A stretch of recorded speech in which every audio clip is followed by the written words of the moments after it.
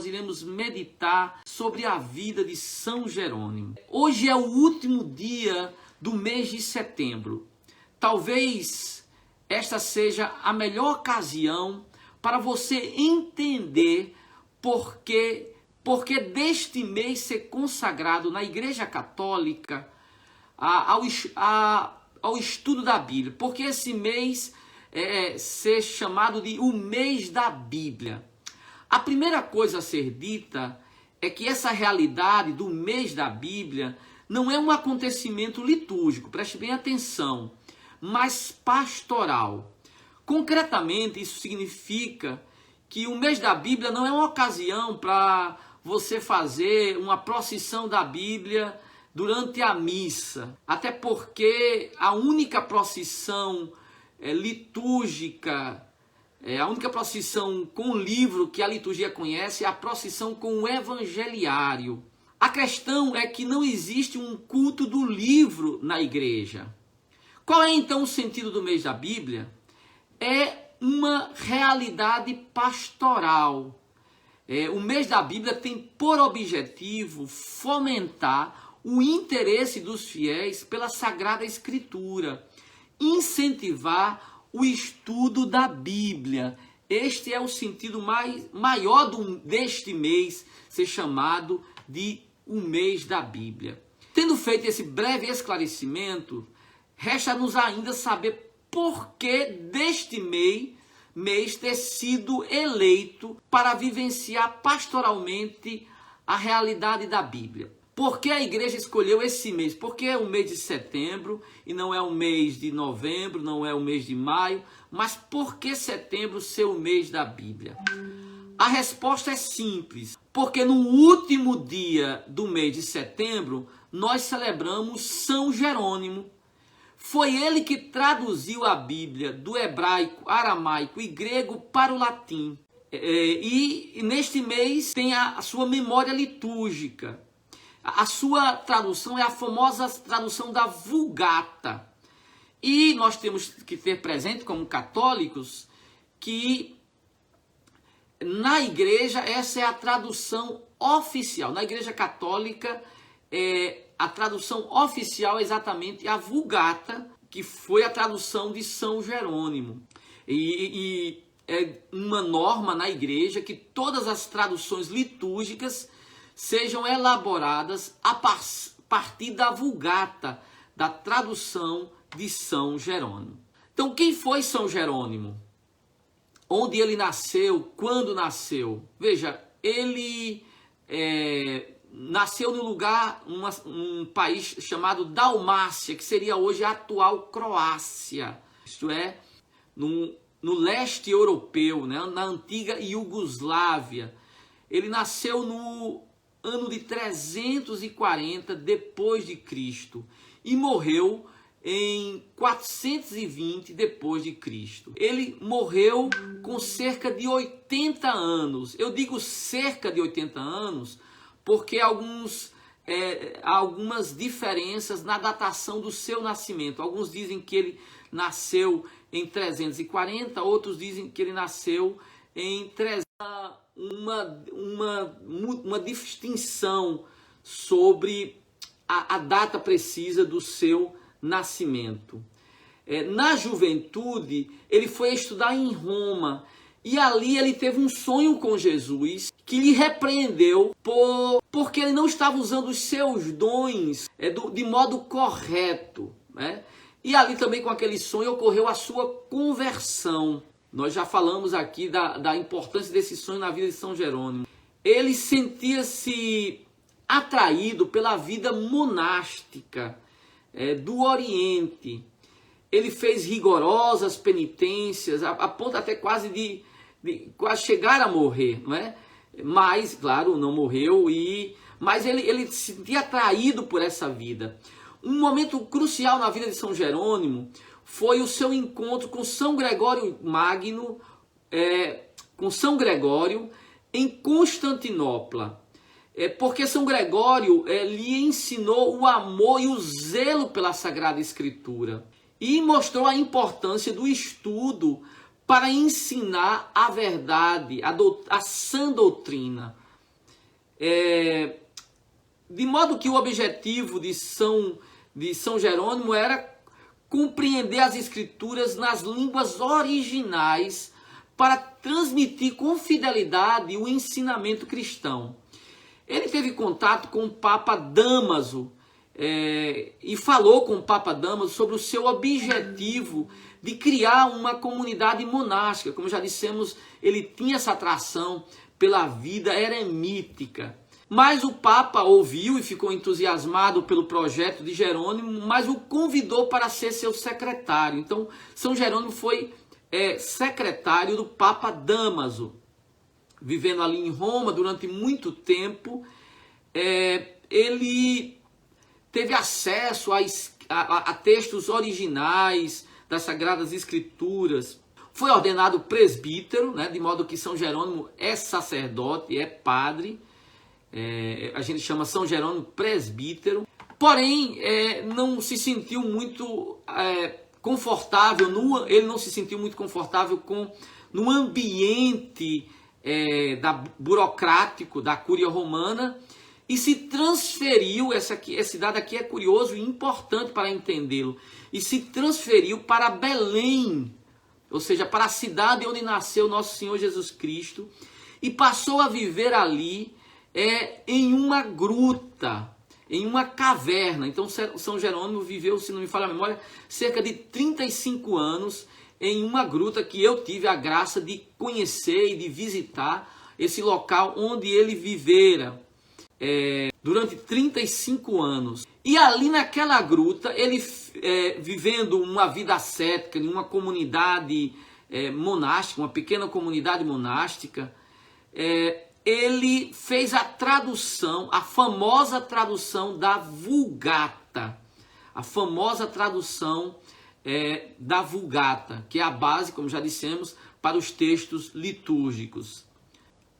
Um outro dado curioso que precisamos ter presente é que São Jerônimo se encontra entre os famosos doutores da igreja. Sempre que tem uma representação dos doutores da igreja, ele se encontra ao lado de Santo Agostinho, Santo Ambrósio e São Gregório Magno. Bom, vamos falar agora um pouco sobre a importância da tradução feita por São Jerônimo. Veja,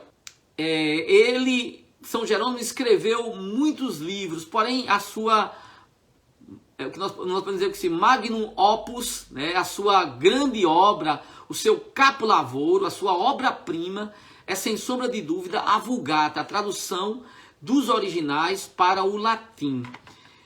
Nós sabemos que a Sagrada Escritura, isso aqui é um dado que nós precisamos ter presente, a Sagrada Escritura foi escrita em hebraico, aramaico e grego. Quase todo o Antigo Testamento foi escrito em hebraico, exceto alguns textos que foram escritos na língua aramaica, e alguns livros, como por exemplo o livro da sabedoria, que foi escrito em grego. Por outro lado, o Novo Testamento foi praticamente todo escrito em hebraico, aliás, melhor, em grego, enquanto boa parte do Antigo foi escrito em hebraico, boa parte do Novo foi escrito em grego. Segundo a tradição, o único livro do Novo Testamento que foi escrito em hebraico foi o Evangelho de São Mateus. Pois bem, dar essas informações significa que para conhecer as Escrituras, o modo como nós conhecemos, né? Aqui eu tenho a Bíblia que eu utilizo, que é a Bíblia de Jerusalém, eu tenho na verdade uma tradução da Bíblia. Porque os originais foram escritos em grego, ou melhor, em hebraico, aramaico e grego. Então, o que nós temos é sempre uma tradução da Bíblia. O que você tem na sua casa é uma tradução. Esse é um dado importante para nós, né? Nós precisamos entender que a importância da obra de São Jerônimo está exatamente aqui, que ele fez a famosa tradução da 70, ou melhor, a famosa tradução da Vulgata. Porém, nós sabemos que a sua tradução não é a primeira tradução da Bíblia. tradução São Jerônimo não foi a primeira tradução da Escritura. A primeira tradução ocorreu 3 séculos antes do nascimento de Cristo. A primeira tradução da Bíblia é a chamada 70, ou podemos dizer Septuaginta. Então, se você ouvir essa palavra 70 ou Septuaginta, nós estamos falando da primeira tradução feita da Bíblia. Onde é que isso aconteceu? Em Alexandria. O soberano egípcio Ptolomeu encomendou, porque lá em Alexandria existia uma grande biblioteca que foi destruída pelos muçulmanos. Ali ele pediu, e também em Alexandria existia uma grande comunidade judaica, né? Os judeus da diáspora.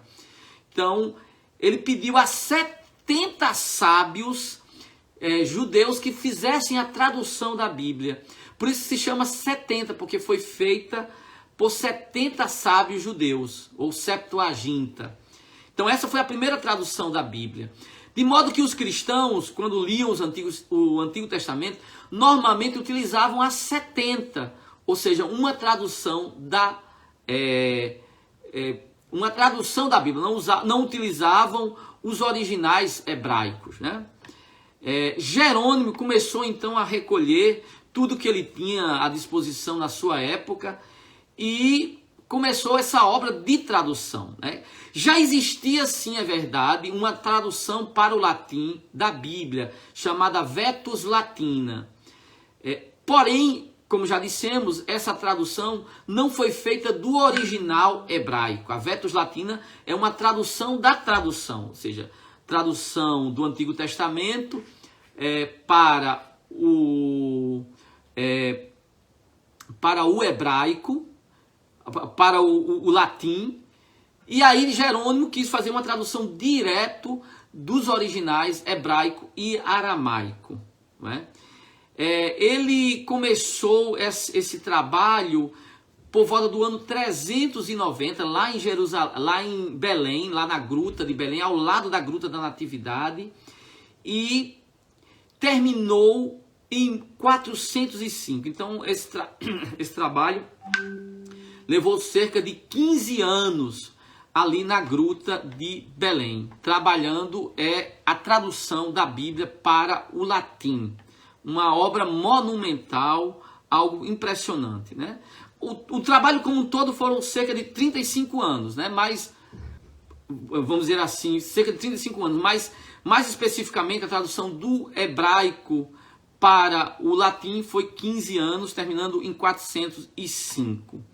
Vamos lá, um dado curioso também sobre São Jerônimo é a sua famosa frase, né? Desconhecer as Escrituras é desconhecer a Cristo. Porque os judeus o acusavam de não conhecer as Escrituras. E Jerônimo vai exatamente dizer que, na verdade, quem não conhece a Cristo é que não conhece as Escrituras, porque todo o Antigo Testamento fala de Cristo. E todo o Novo Testamento é um cumprimento do Antigo, porque toda a Bíblia aponta para Cristo. Cristo é o centro das Escrituras. Essa é a principal intuição de Jerônimo. Então, amados irmãos, que o exemplo de São Jerônimo nos inspire o amor pelas Sagradas Escrituras.